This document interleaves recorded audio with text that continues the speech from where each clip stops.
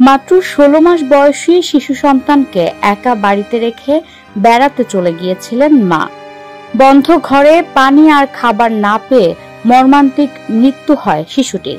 Fox নিউজের তথ্য, American বাসিন্দা ওই মায়ের নাম ক্রিস্টেল ক্যান্ডেলারিও। ক্রিস্টেল তার 16 মাস বয়সী শিশু সন্তানকে একা ঘরে রেখে ভ্রমণে চলে গিয়েছিলেন। 10 দিন পর ঘরে ফিরে এসে দেখেন শিশুটি ঘরে নিথর অবস্থায় পড়ে আছে। তখন তিনি পুলিশকে খবর দেন। পুলিশ এসে জেইলিনকে উদ্ধার করে হাসপাতালে নিয়ে যায়। পরে চিকিৎসকরা তাকে মৃত বলে ঘোষণা করে।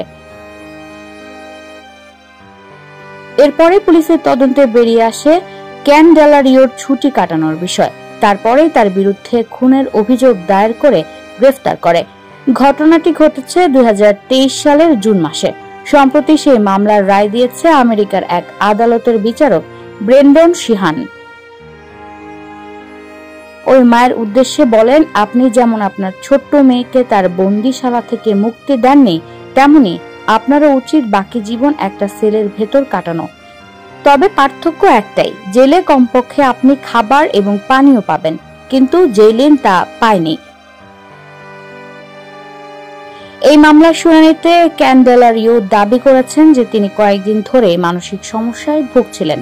তার কথাই, জেইলিনকে হারানোয় অনেক কষ্ট পেয়েছি। যা ঘটেছে সবকিছুর জন্য আমি অত্যন্ত আঘাত পেয়েছি। আমি একমাত্র জানি আমি কি অবস্থার মধ্যে দিয়ে দিন কাটাচ্ছিলাম। সম্প্রতি সোশ্যাল মিডিয়ায় এই ঘটনা বেশ আলোড়ন সৃষ্টি করেছে। অনেকে ঘটনাটি শেয়ার করে ওই নারীকে ধিক্কার জানিয়েছেন।